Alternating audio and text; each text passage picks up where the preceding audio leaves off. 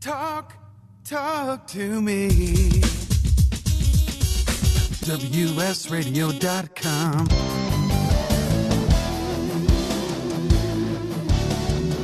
Welcome to SportKidz, the podcast, a team get-together in the element of team sports. A podcast if you have a child or children, grandchildren playing sports, or if you are the quarterback of the high school football team. You need to jump on board. SportKidz, the podcast, putting fun back into sports. And we welcome you from San Diego, America's finest city, on this beautiful afternoon. Welcome aboard, SportKidz, the podcast, a labor of love for many, many years. It's come to fruition. And now with the podcast streaming, of the importance of it being recognized even more so. And I'm very, very happy to bring you episode number 1 of SportKidz, the podcast, and a longtime friend who is doing so much good for the 13, 14, and 15-year-old boys that play sports, celebrating his 10th anniversary doing the Potter Baseball Tour. He's been a lifelong friend of mine. I watched him throw a number of no-hitters, a couple in Little League. I know 1 or 2 in Pony League, but he pitched a big no-hitter as a junior in high school, and he was just unbeatable that year. He's joining us live from the great state of Maryland, the Eastern Seaboard, and welcome, Jeff Potter, to SportKidz, the podcast. Hey, Felix, how are you today? How do you think I am? I think you're great. How are you? I'm doing wonderful. 10th year of the Potter Baseball Tour, man. I just appreciate you so much, and the effort that you have put on a consistent basis. You do a tour that is unlike very many that I've ever seen.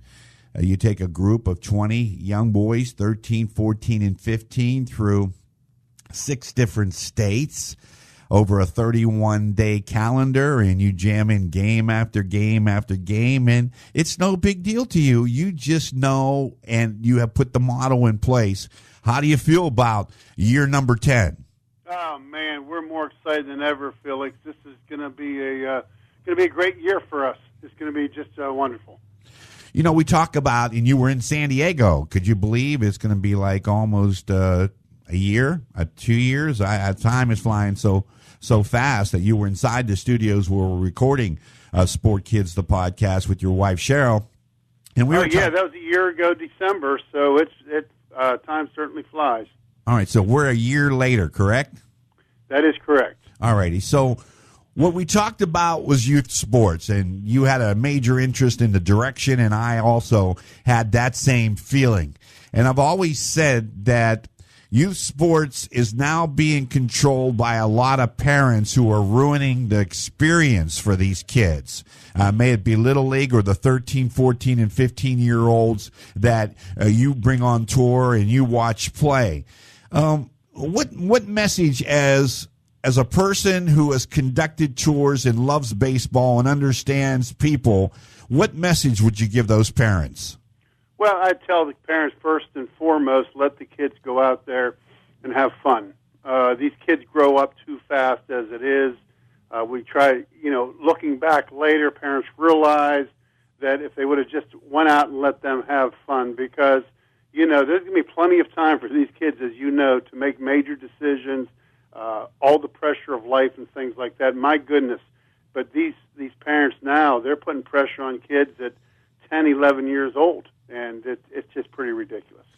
I went to a baseball game, and I love to tell this story. I took a neighbor's son to the baseball game, a Little League game, because the mother had to work until 5:30, and this game was moved up to 5 o'clock. So I said I'd be happy to. I pick up the young man. We drive right over to the field, and I decide, well, I'm going to stick around and watch this game because it'll take me back to my childhood of great competition and everybody trying to win. But a lot of respect for the game. And what I came away from that experience was more humiliated, and probably will lead me to do SportKidz until the day I die, because what I've seen from the parents ruin the experience for the child. And then you have other pressures that enter into it, ladies and gentlemen. And Jeff Potter, longtime friend, we go back a long way, Elwood City, Pennsylvania. He lived in Elport just down the road. I watched him play baseball his entire life. He was a great high school pitcher, drafted by the Detroit Tigers, and pitched 3 years in that farm system, and maybe had an arm injury, but that's not really important. What's really important is a man who loves baseball, and he has rewarded and given back to the community of allowing kids 13 and 14 and 15-year-olds to love baseball. But you have all this dissension, and you have this interference, and it's the form of a club team. And I just can't handle when a coach makes a proposition to a young 12, 13, 14, 15-year-old boy and saying, listen, you have to decide between baseball or football, because the club teams now, they travel all year round. We have the play for pay academic scandal, and you have that same type of scandal going on with these club teams, because these parents are paying large sums of money for their child to make a club team. And so he is a part of that team because his parents have the money. But my point is, what about the kids that don't have the money, that are more talented and have a higher upside than those kids on that club team? The reason that they didn't make the club team is because their parents might not have been able to afford the fee that goes into it. And you, Lefty, and I have talked about this on many occasions. It's really unfair for the child who can't afford it, but more so is that he quits the sport, and it's double damaging in those two circumstances. Your thoughts in regard to that?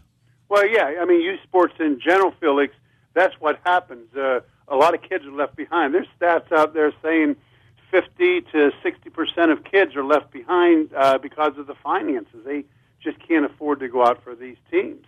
And it's just the effect is just kind of, it goes on. And what happens is they're left behind. They can't afford it. These other kids are playing travel ball. 2 or 3 years later, what happens is they go out for the high school team and they don't make it. And they can't understand. I've had many, many parents call me and say, hey, Coach, I don't get it. You know, my boy played travel ball for 3 years. He got cut from the high school team. Well, what's happened is these other kids that couldn't make the travel team, guess what? They go to high school and they have the same advantages as the other kids, and now they're put in the same pool of kids. So the travel ball has basically destroyed youth baseball, and not only kids left behind, and not only the money, Felix, but the expectations that these parents have for these kids are unrealistic. And you told me that you had a club team member that when you organized your group, and it wasn't a club team because I know your mentality, and I know that you weren't charging anybody large sums to be a part of your team. And if you were, they should pay twice as much because of how you structured your whole entire baseball career in the love of the game. You're an author. We'll talk about that in a little while. But, you know, you put 10 years of taking 13, 14, and 15-year-olds out of state, away from home. First-time experiences away. You visited Cooperstown, the Hall of Fame, Swarthmore, Pennsylvania, the site of the 9/11 crash in Pennsylvania. You paid homage to it. Your tour does a lot of community service, but that's down the road. I want to talk about the one child that you shared with me that he played on 4 different club teams in 4 different years because his parents used him as a little pawn in a chess game and tried to hook him into more visibility being seen by this club team versus that club team. And you tell the story, and that is a remarkable story within itself. Well, you know, when we were kids, as you know, we played in Elwood City, and that's where we played. You didn't have the opportunity. if you were upset or your dad was mad or something, just to take your spikes and glove and go to another town. That didn't happen. And right now, it's just way too easy to do that. That's one of the other problems of all this travel ball is it's just so easy to give up. It's so easy to say, well, I don't want to deal with this. I'll just move to another team. So you allow these kids not to deal with problems, not to deal with issues. It's just too easy to just move on. And that is something that people don't understand about all this youth baseball and youth sports and so forth, is it's just so easy to move on when you don't like what's happening. And yeah, I did have a kid that, yeah, you're right, 4 years in a row, 4 different teams, and he just moved on and on and on. And that poor kid, first of all, it wasn't his decision. I mean, very seldom do the parents ask the kids what they think. And that's just one of my pet peeves, too, is these kids are moved around like pawns in a chess game. They have no say. And here they've tried to make friends, and all of a sudden they're the new guy on the team, and then the next year they're the new guy again. And you put this kid under tremendous pressure, and parents just seem to miss all this. I agree, and I think that, it's unfortunate because the club teams now, they play literally all year round in warm climate weather. And so if they're conditioning their son to be a shortstop on a baseball team, then they're playing 9 months out of the summer. And there's no time for this child to relax and get a break. And this is my contention of creating SportKidz, is because when are these kids given a break? They have too much piped into them in regard to video games, and then they go to school and those teachers are trying to teach them, and then they get on their cell phones and they program all Instagram, whatever video games that they program, and they stay connected. They lose contact with a person-to-person conversation. They're on their iPhones, and so it's a different culture right now. It's moving very, very quickly, and it's very, very different. But there are some kids that are phased out and quit the sports because they can't pay for it, and they lose interest. And that what really hurts me, is that when a child quits a sport that he could be pretty good at, that he is being phased out because he can't afford it, or he just lost interest. And I think I was reading something, Lefty, that the 7th grade seems to be the prime year where kids at that age usually quit playing organized sports. Yeah, that's about the age, and that's the age where we really need to be working with these kids more than anything. These kids are going through, physical growth spurts. They're going through a lot of emotions. They're going to the what I call the big field. They go from the little league field, to the big field, to the 90-foot bases, and it's a completely different ball game. And what happens is, as they're transitioning up here, a lot of the kids either are burnt out, they're not having fun, or they just can't deal with the lack of confidence of not being able to deal with the bigger field. And that's when they need the most help, and that's when they get the least help. And that's where you see so many kids, they quit playing. And that's really what the shame of the whole thing is. But most of these kids, I still have a contact with a lot of, a young student athletes that, I know them from their fathers or their grandfathers or whatever the case. And I was just talking this morning over coffee, is that I was at a party last summer, and we were just standing around, and there was a gentleman there, and he was an African-American, and he came up and introduced himself, and we started talking about college basketball. And he told me about how he was the guardian for a basketball player here in San Diego. And I said, what's his name? And he says his name is Boogie Ellis. I think it's Rajim Boogie Ellis. Well, he shared with me that this young man was going to be one of the best point guards in the country, and Duke was interested in recruiting him. And he always dreamed of going to Duke, and if they recruited him, nobody else need to apply. He was going to Duke. And I thought, wow, that's pretty interesting. First, how I meet the guy and then follow him. He went to Mission Bay High School here in San Diego, Jeff. And he's not, he was the first. He committed. He committed to Duke, and he'll be on that great Duke team because I believe they just got Stanley, who was the number 2 player in what we call youth basketball, AAU or club teams or whatever. He was the number 2 guy along the way. So not only does this happen in baseball, Mr. Potter, but this happens in high school basketball quite a bit as well. It certainly does. It's in all sports. I mean, you're right. It's not baseball and basketball, whatever. Youth sports, the whole way through, you're having this problem. But if you address the problem and you have teams that teach and appreciate it, see, one of the big things I have with AAU sports is because I don't know the background of the coaches who have decided to create this team of a club team or a traveling team, whatever you want to call it. You understand? And so the coaches, I mean, like, where are their credentials?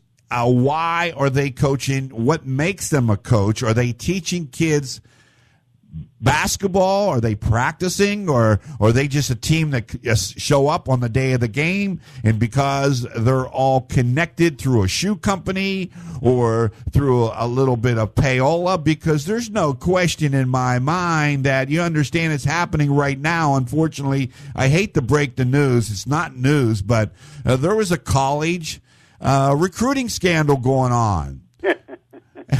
And so it happens, you understand? It's not going to be the first one.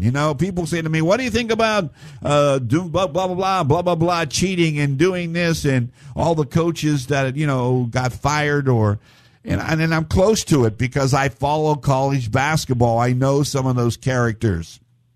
I know I didn't know. I learned real quickly because I educated myself by going to an AAU basketball tournament. And then the light just turned on. Yes. And I saw exactly how these kids were cattle. They were cattle. And I was watching them being shipped around to the college coaches that were there for the introductions. And it was a pretty nice system. The kid enjoyed it because he was getting attention, and the player or the coach that was moving forward, trying to get his player, recruited and a scholarship. I had no problem with that, but I did see the mechanisms of how that really happened. And it does happen, and it probably happens on your site as well, right, Jeff? Well, it does. And, you have the same. There's not AAU baseball, but what it is it's these showcase teams, these summer teams, where they herd all these kids into these, tryouts, or, go here for a weekend, pay $300, and someone will hit you 10 ground balls and so forth, and you've just spent a whole bunch of money for nothing. And the other part about the summer baseball and these travel teams is, Felix, a lot of these coaches, they're lining their pockets with money. I mean, there's, you're paying $2,500, $2,500 to play. You got 15 kids on a team. You do the math. You're taking in $30,000, and your expenses are much, much less than that to get in a few tournaments and buy some uniforms. And all of a sudden, that's what it's all about. Money drives a lot of this stuff, and that's a shame. Whoa. You mean that they're paying $2,500 for the year, or $2,500 for a month? $2,500 could be for the season, for the summer season. Right. A lot of these places, they'll say $3,000, and that kind of includes winter workouts and so forth. And they try to tie the kid up for the year, and that's why, when you were talking about these commitments for the year, these kids can't play other sports. Well, one of the problems, Felix, is the reason why they can't play other sports is, for instance, they'll go with an organization, and they'll say, okay, it's going to be $3,000 for the year. That'll include summer and the fall and winter workouts. Well, if you don't go to winter workouts, or you don't do this, and you go play another sport, when you think about it, you spend a whole lot of money for nothing because you're paying for that.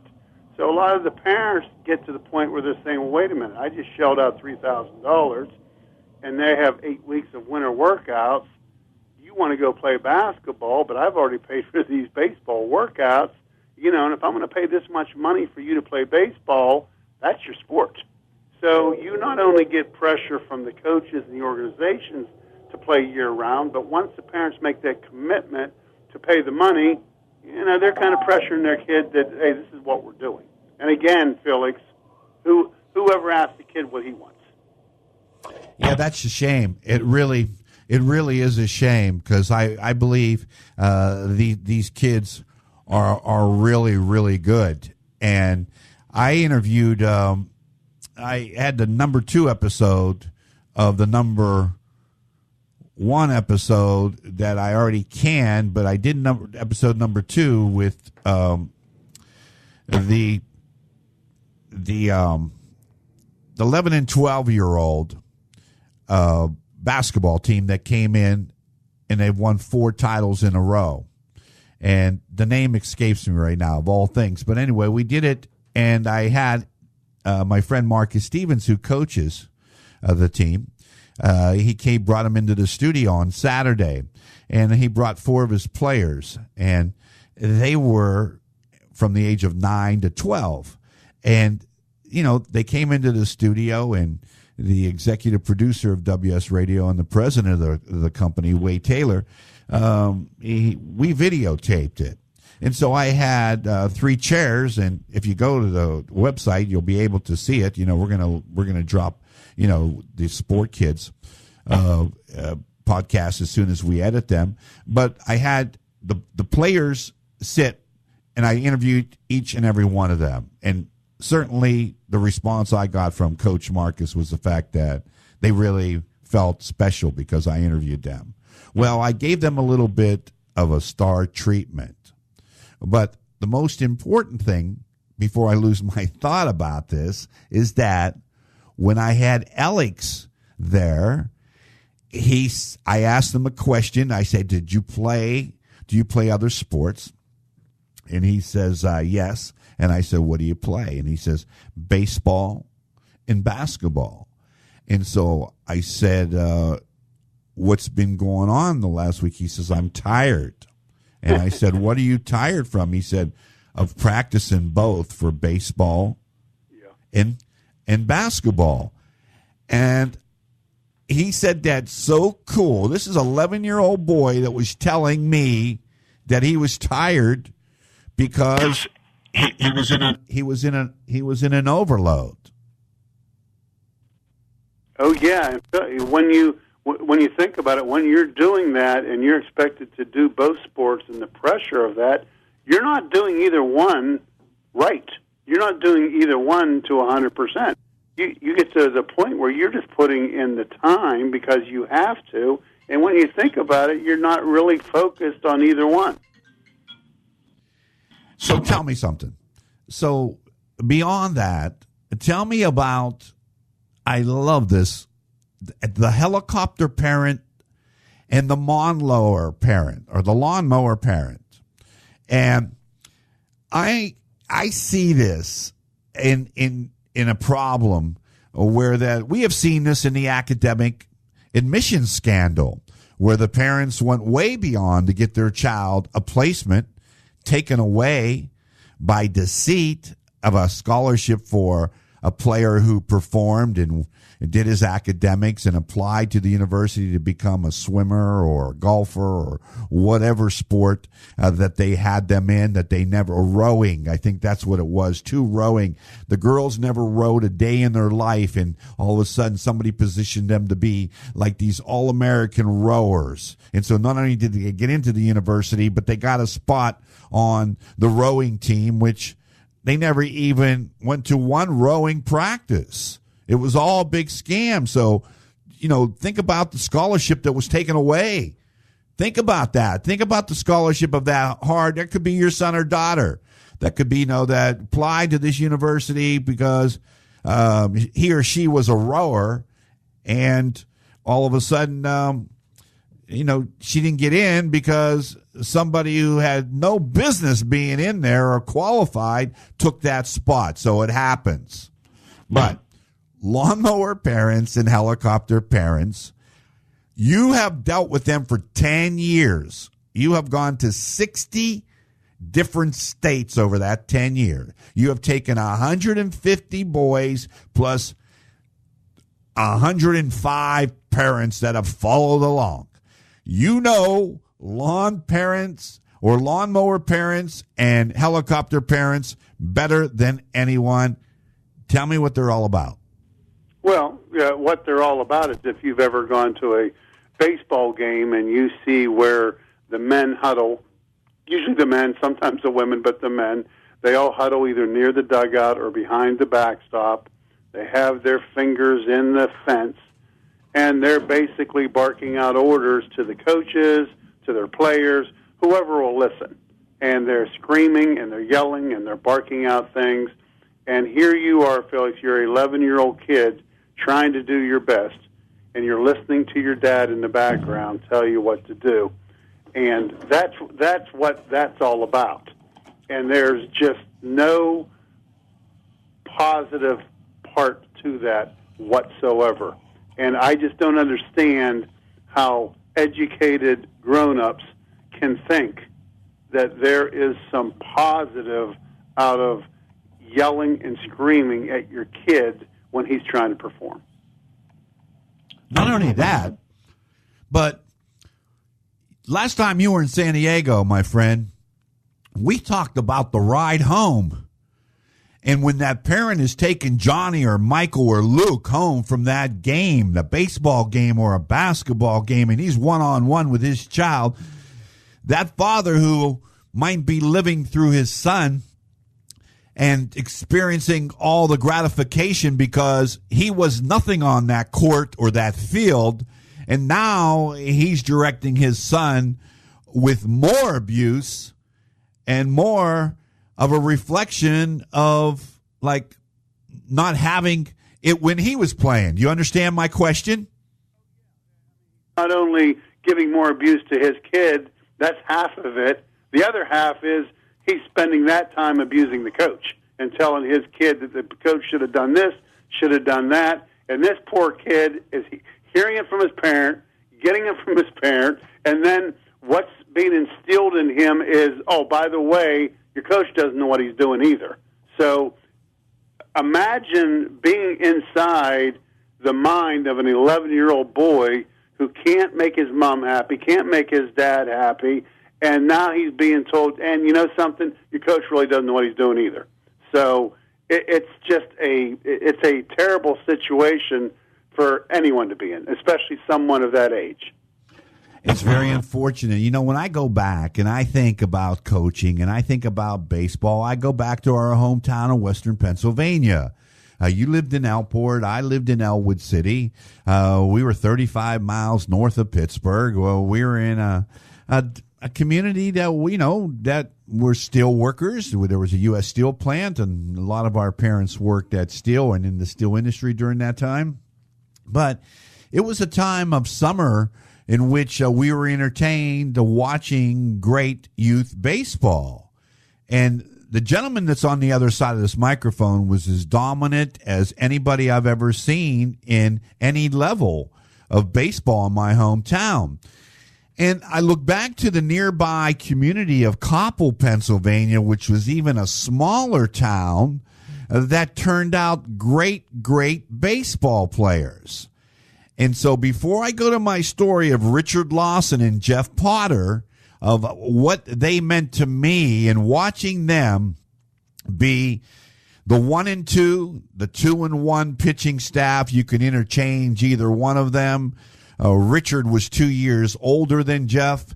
Jeff was 1 year younger than I am. We were riding a baseball wave of excellence throughout our community, Elwood City, Pennsylvania. And the reason why there was excellence developing there is because you go back to the Little League programs within the community that had coaches who taught baseball. They taught you the most important word in any sport, fundamentals. And they taught fundamentals. They taught you. They repetitiously did the same play over and again, practice over and over again. So in that game, when that ball was hit the third and there was a guy on first, that third baseman picked it up, threw to second through the first, and they doubled you up. And we had coaches. I don't think these kids are being coached in, like, I don't know, even, do they practice at all anymore? They don't. How can they practice, Felix? They're spending all their time running around playing showcase ball tournaments on the weekend, and the parents are taking off the weekend, and that's what travel ball is. It's hilarious, actually. This travel ball started about 12 years or so ago, and it just got out of control. And I remember through the years, I've asked 4 or 5 kids, about travel ball, and these 8, 9, 10-year-old kids. I've said to them, "Do you play travel ball?" And they said, "Yeah." They'll smile and say, "Yeah." And I said, "Well, what's that mean?" And they say, "We travel." And that's what it is now. They travel. So everybody and anybody can start a travel team, and that's what they do. Everybody plays travel ball. Everybody takes off and plays 70, 80, 90 games, and they're all proud of it. I play all this ball. I play all this ball. The problem is when you're traveling and you're playing on the weekend, and the team makes mistakes and the individuals make mistakes, they never correct it. They never practice. They never come back to the basics, as you said, the fundamentals, and say, hey, in those games over the weekend, the cutoff guy wasn't in position. We didn't put the bunt down. You weren't where you're supposed to. You don't do that. So all you do when you think about it, you go back and you play more and you duplicate those errors. You do something wrong, all you're doing is duplicating negative things. It's like if you have a bad swing or your swing's bad and you don't correct it. Well, you go out the next weekend and you do it wrong again and again. And it's much harder to correct it after a long period of time when you continue to do the wrong thing. So, no, to answer your question, very little practice is done. And when they do practice, it's all about hitting. It's all about hitting the ball 300 feet. They don't practice fundamentals.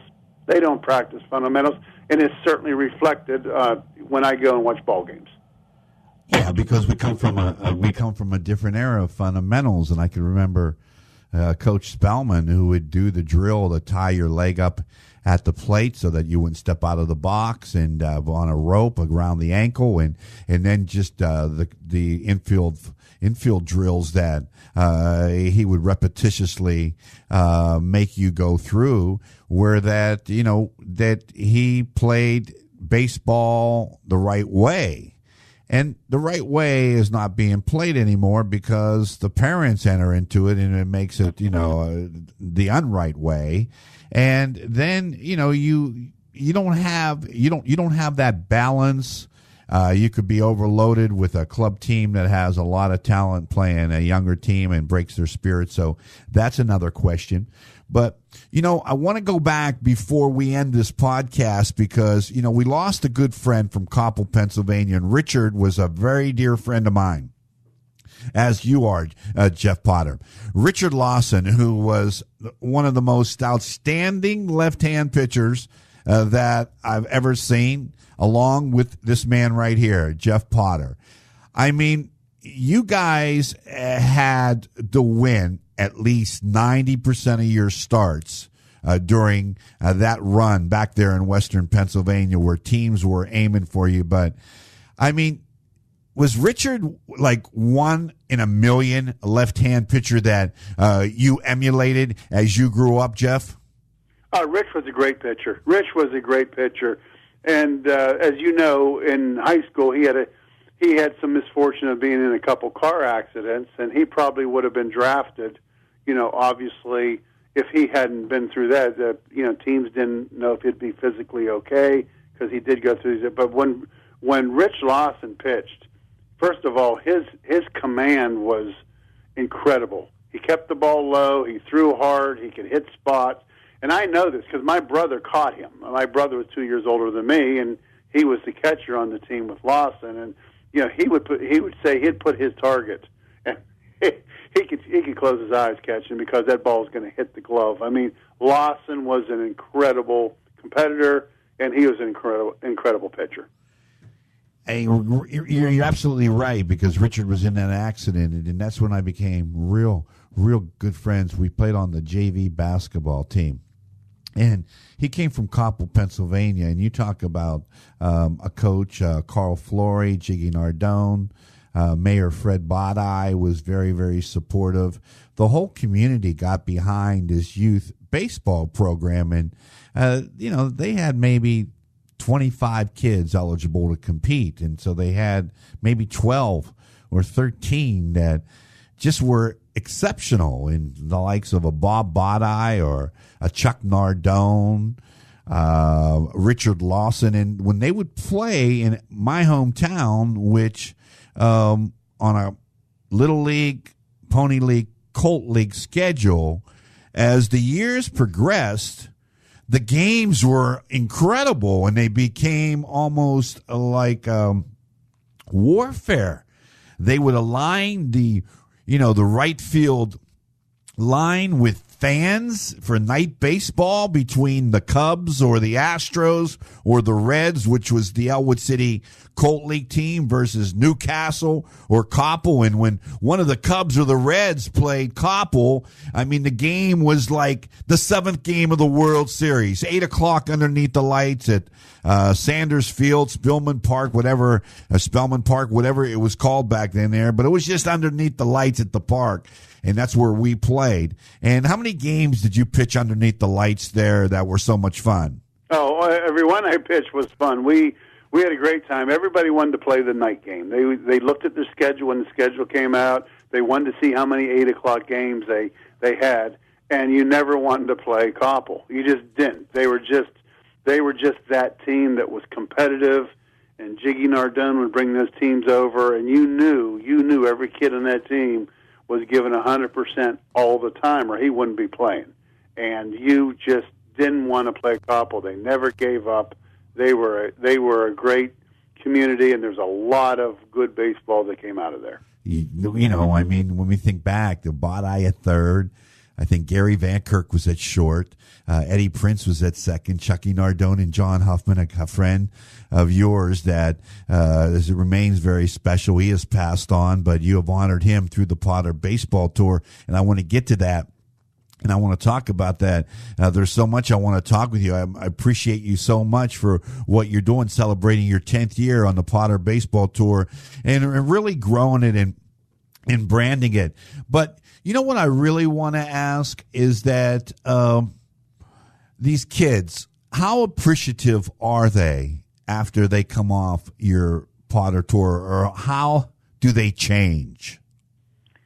Well, I guess the answer is kind of in the results. The first couple of years we did this, from year to year, you wouldn't have many returned kids. In other words, maybe one or two would come back. You'd have 10% of the kids come back, or what have you. This coming year, we're going to have about 70% of the kids come back. So of last year, I think we had 23 or 24 kids. About 18 of them are coming back. And now I have seen more and more kids come back from year to year. Not only do they want to return to the tour, but their parents want them back. The parents want them back on the tour. They tell me incredible stories of these kids coming back home, and just all the subtle little things that they do different. They'll shake your hand, they'll look you in the eyes, they'll open the door for you. It's funny. A lot of the moms will say, "Jeff, my kid came home and he actually had a serious conversation with me. He actually asked me questions. He really was interested in what his sister had to say." And all these things that these kids learn on the tour, and we put them in situations on a daily basis. I mean, they have to talk to grown-ups. They have to speak. They have to answer questions. They have to relate to people. They have to work in community service. So almost every day they're kind of put in situations where they become more and more comfortable talking to people, more and more comfortable helping people, and I think that's the big thing. And you can certainly see the difference in these young men. They're very, very good. They're hardworking. They're honest, and it's just my pleasure to work with them and to see their growth. I'm teary-eyed because I think that's what it's all about, is to work with these kids and develop them and put it out there because they want to be taught. There's no question. I give a lot of consultation to kids' my friends who are fathers and have their kids. They say, hey, look, will you come out and watch my son shoot and tell me what you think? And I said, yeah. I said, but I'm going to tell you the honest, my honest category and just my honest feeling of, how I'm going to gauge your child. And so I love these kids because these kids want to be taught. And I think if you surround yourself with kids that want to be taught, then you have the game 70% won. Like they asked the late Sparky Anderson, the former great Cincinnati Reds manager who was the big red machine in Cincinnati. And they asked Sparky one day, and they said, hey, Sparky, what's the key of winning world championships?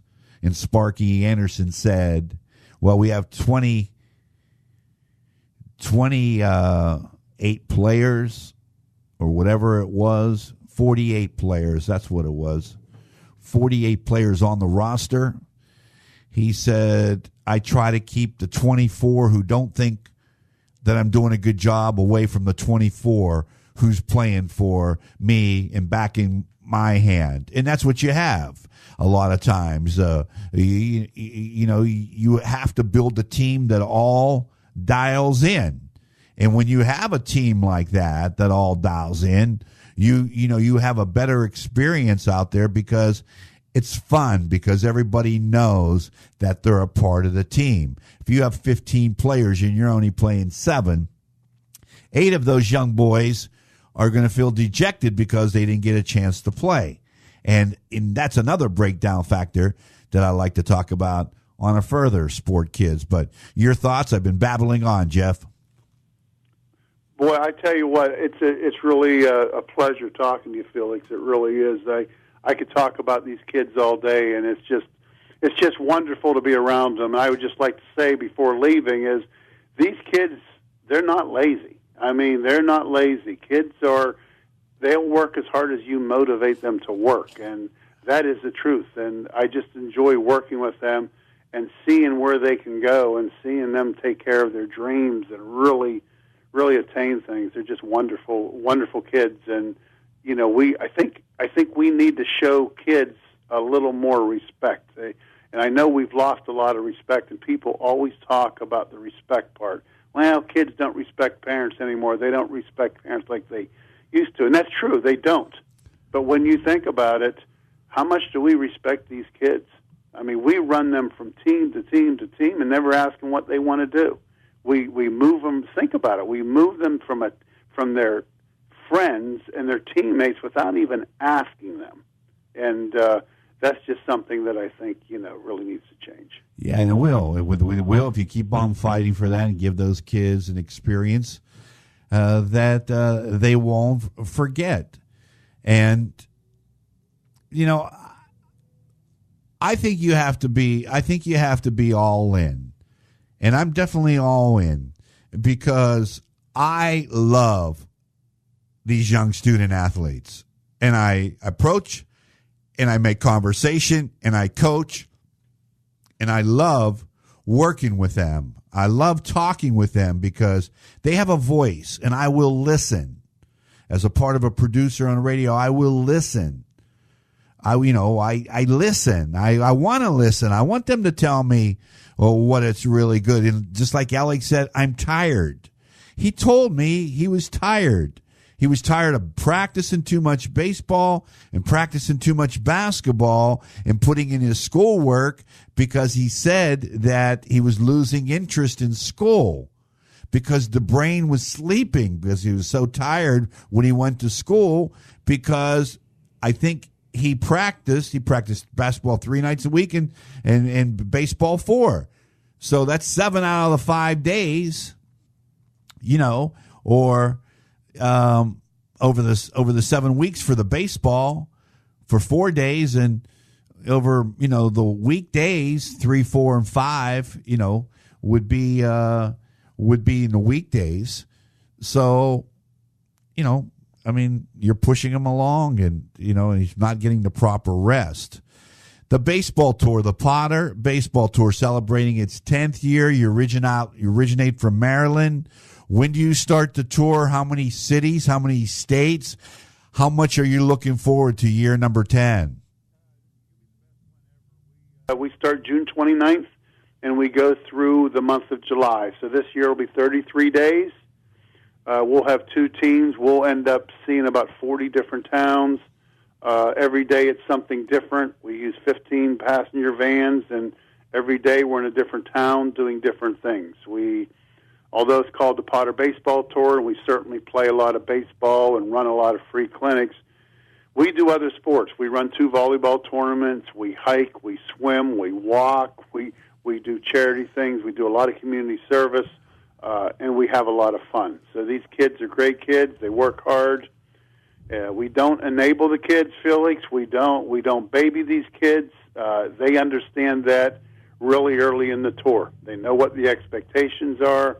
The parents know the expectations, and they get in line, and they're excited about coming back, and I'm excited about getting back out there. 33 days in a row to be out there with kids, and trust me, when the kids get away from their parents, you can have real conversations with them. They'll talk to you. They'll talk to people other than their parents, and they'll tell you things that are just incredible. So it's just nice to form a relationship with these kids over 33 days and build something really strong.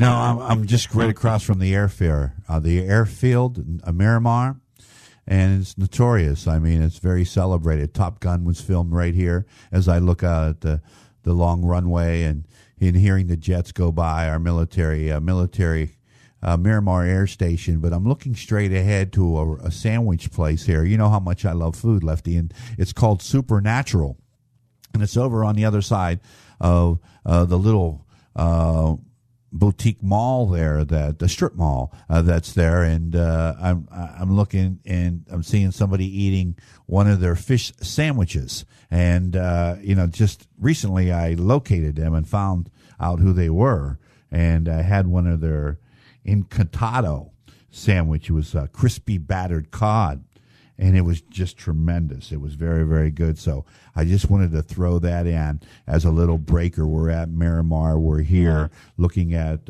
Supernatural. And the tour itself that you're looking forward to, it flies on by, but that's a pretty saturated commitment you as an individual makes. And to go back year after year, that tells me that you enjoy that, and there's a large upside to it. In knowing you, I know there's a large upside to it. And I think what motivates you, if I can be so blunt, are the kids. Is that a true assessment? 100% true. I would much rather spend time with kids and get to learn about them. We live with them for 33 days. This isn't like you go to the ball field, play a game, and they go home. And we don't even go to hotels. It's all host families. So we set up host families in 35, 40 different towns. Every night, these kids, they're with somebody else, and they're meeting other people, and they're experiencing other things. And when you live with them, you get to really know them. You just don't see them for 2 hours, and you see them at their best. Absolutely. You see them at their worst. You see them in pain. You see them where they've gone through some tough stuff. They've dealt with abusive fathers. They've dealt with all kind of stuff, and they've lost confidence, and they've been bullied in school. And you hear things from them their parents don't even hear. You hear amazing stories, and they confide in you, and they trust you, and you trust them, and it's just a beautiful thing being with these kids. And you do such a great job. I'm looking forward to it. That's why I, opened that invitation up to you to be my first guest, because we did this back a year and a couple months, 4 or 5 months ago. And we have never lost our train of thought. You're celebrating 10 years, and I'm creating this podcast for kids because I want kids to feel good about playing sports and having fun. And I'm willing to do the work in getting the guests. I could get some great guests, and I started out with the best and then followed it up with the second best with Marcus Stevens with the basketball the basketball 11 and 12-year-olders, and just incredible. Just incredible job, and that podcast has now been dropped. Lefty, I'm going to let you fly. I thank you so much. I can't wait to get this edited, to put it out there. A lot of people are listening to it, and it's been a pleasure having you on. Only the very best of luck and safety through your tour. We will definitely check in with you. That's the Potter Baseball Tour. You can go online, find a lot more about that. You can find a lot more about SportKidz, the podcast with Felix Taverna, which is going to be heard on a regular basis. Until next time, adios, everyone.